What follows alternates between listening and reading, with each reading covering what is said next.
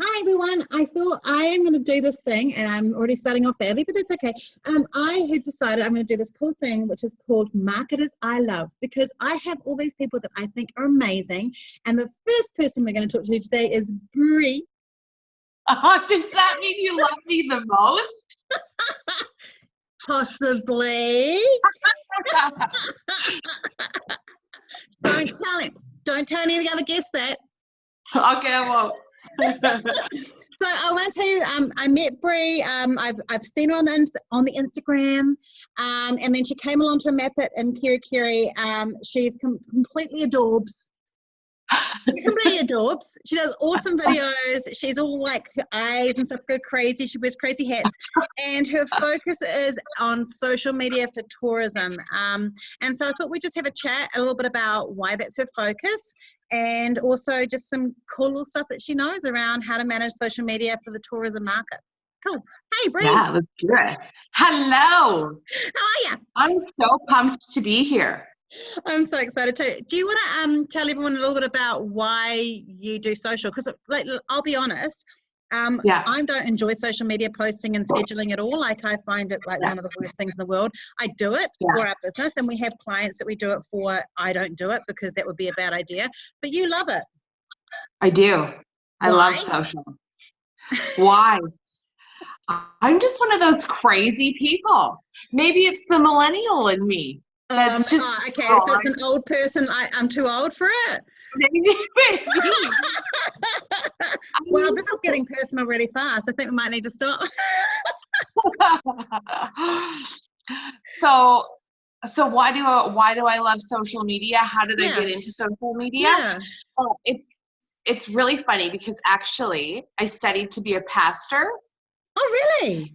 Yeah, so random. So I did a degree in theology in Auckland at Laidlaw College, which is where I found my husband. We got married. We moved back to Canada. My dad owns a massage therapy school, one of the most successful in the country. And so the plan was to take over that college and continue on his legacy, because the pastor thing, I don't know if you know this, but doesn't pay that well. No, I do know that. Not the greatest way to pay the bills. Yeah. So I was going to take over the business, and I just found this huge passion for business. Like, I just loved it. I loved the strategy and the working with staff and the dynamics, which is crazy because honestly, a lot of the times it feels like an adult daycare, but I love just summed up most business owners' feelings sometimes around having staff. Yeah. And so one of the first things I did in the first couple of years was really look at where all of our resources was going, because this was a multi-million-dollar business, right? And so I wanted to understand where all this money was going, what we paid for. And we were paying, thousands of dollars to a marketing agency each month for really little return.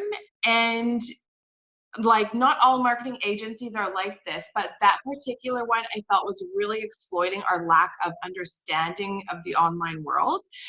And I just fired them, and I got all these duotangs, and I labeled them. I don't know if you call them duotangs here. What's a duotang? Oh, it's like a workbook. And I labeled one for Twitter, one for Facebook, one for Instagram. And I just started studying, how do I do this? How does it work? I knew nothing about it. I didn't even know how to make a post. And every single day I would just read blogs. I would do online courses. So eventually, over a few years, I became like entrenched in the social media stuff because I saw that it was working so well. Our enrollments were increasing, and I was, we were obviously doing traditional advertising through the paper and things like that, and this was just giving us such an incredible ROI. So I started speaking at national conferences to other school owners about how we need to get on social media and how to do that. And then after a couple of years of doing that, I started getting schools just saying, like, do you can you just run our social media? Can you do this for us? And I was kind of like, well, you guys are our competition. So, but maybe there's a business opportunity here that's actually not my dad's dream and legacy, but is actually my own sort of dream and legacy. And yeah, so that's when we made me and my husband made a decision, like, where do we want to live in the world? We want to live in New Zealand. We want our kids to grow up as Kiwis. Let's just move to New Zealand. I'll do this business thing. And that's what we did 2 years ago. So I left my dad high and dry at the airport. See you, Dad. And started my own sort of passion. And yeah, and then it's evolved over the last 2 years, but I mean, I could talk about that for hours. So this is kind of where we're at now. In lots of ways, having you do tourism is good because you aren't a New Zealand native. So you know, like you chose to live here. Is your husband Kiwi? He is, yeah. But at some point you've bought into that New Zealand clean green dream, right? Yeah. And so what do you think, like in terms of tourism, because tourism operators often struggle, I think too, their margins are often quite low, they're in a highly competitive space, thus they can be seasonal, so they can have like big surges of income coming in, and often tend to spend as they earn as well, which isn't always great. It's human nature. But why is it important for them to really invest? What is it that a really good social media presence does for them that is better than maybe some of those other traditional forms of marketing? Well, social media is working day in and day out. And sometimes I see this where businesses will be like, yeah, we need to invest in social media during the season. But as soon as the season's over, they're like, oh no, we're going to cut out social media. I definitely have had clients like that, definitely. Yes. And I understand where they're coming from a budget point of view, but it's like, oh, you've just completely undone everything that you've done during the season. So it's like you're working, like you have to think of social media as a relationship, a friendship with all these people. And you've been working hard to grow these friendships. And then all of a sudden one day you're just like, I'm not going to invest in you. You're not important to me. I'm going to head out here and, I'll see you in a couple of months when I need something from you again. And I've kind of forgotten about what your question was, but well, I think you've answered it. I think it's interesting. I think for me, because I love data, I think one of the things I've learned too is when you switch it off for seasons, you lose all that amazing data that Facebook's collating around who's engaging with your brand. So if you make it go to bed for 6 months or 4 months, and you do like who's engaged with our page for the last 6 months, well, there's no one there, and you can't. It's harder to retarget. So keeping that engagement up during the year makes it easier when you come to Facebook advertising as well. Oh, totally. And the algorithms as well are looking for consistency and engagement. So if we're building up this engagement and consistency to show Facebook, because Facebook is a business, right? They're not there for our best interest. No. They're there because they want people to stay on their app. So they're going to show content that keeps people to stay on their apps. And they also own Instagram, so it's the same thing, right? So you need to be constantly showing up that people are always looking for your content and stuff that's valuable, so it keeps them reading and engaging and going down a rabbit hole of more of your content or videos, right? So they're staying on the app. So like Facebook really values having people who are consistent, and they're going to show that consistent content way more than someone who only posts 3 months. And I know that you do content creation in terms of like you write and you do that side, but talk to me a little bit about the importance of video. Like I know that a lot of people stress about creating video and they worry that they've got to go and get a big expensive video company to do these perfect things. That's not necessarily right, is it? Like you need video, but it can be quite relaxed. Oh, totally. I think there's definitely a place for doing like some video content that's really polished and produced and stuff. But most of your video content is just going to come from your phone when you're out and about. I actually just watched a video on LinkedIn where someone was showing the process of how they handcraft those punamo Oh, yes. stones. And it kept my attention for the entire like 3 minutes, right? And it was just done on the phone, quick editing. And I'm actually challenging myself this month of November to do video every single day on Instagram. Yay. Yeah. And you're doing it in your feed or in the story? Well, I do it in the story all the time, but it's through IGTV. And then you get that preview in the feed as well. Yeah. And right now, Instagram is really trying to push IGTV. So it's good to, go where Instagram sort of wants you, because they're going to show your content to more people. But I mean, video doesn't have to be amazing. I know that I'm very charismatic on video, but you don't have to be. You just have to be genuine, and your authentic self, and just work on building that confidence, and then people will watch that content that you're making. So let's go back to Instagram TV, because I think I also gave it a go. I'm terrible though, because we don't need any more leads. So I'm like, I want to try it, but then I lose interest because people start getting notified, like, oh, no, I don't want any more. So we're lucky at the moment, that's where we're at. But with Instagram TV, the way I did it is I just filmed it, loaded it up to Creator Studio, and then did it that way. So Creator Studio, is that how you're using it? You're doing it through Creator Studio? So do you want to give me one to scheduling? Yeah, scheduling it in?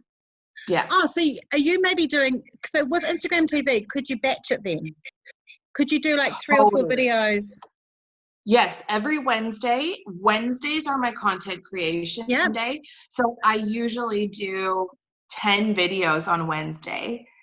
And then I do a blog, and I do my email as well for that week. That's cool. So yeah, one day. So then are you using the same video on LinkedIn as well? Yeah, sometimes, because I think that's how I started out. I would really schedule, sort of the same content on all different platforms. But then as I became more comfortable, because I was really like, I don't know what I was doing on LinkedIn when I first started. Now I know who's there. I know what I'm doing on there. So I talk a lot more about, like if something's come up in the news about tourism, I talk a lot more about those things on LinkedIn. What's that? More cerebral stuff. Yes. But then on Instagram, people are more like wanting their tutorials. They want to know how to grow their Instagram, they like that kind of stuff. So I do a lot more tutorials. They love to learn about Facebook ads on Instagram. So I do a lot of Facebook ad stuff there. So yeah, it's evolved into having 2 types of content. Sometimes I'll mix it around. But yeah. Awesome. So the Instagram TV it's a couple of minutes, like anything longer than a minute goes to Instagram TV, or is it 2 minutes long? Yeah, so it's between 1 and 10 minutes. Yeah. So you have to have it longer than 1 minute, shorter than 10 minutes. I think unless you have like 100,000 followers or something. And are you finding it's improving your follow rates? Yeah. Yes, actually. So today is like November, 5th or something? Yeah. And since November 1st, I've just started doing IGTV every single day. Yeah.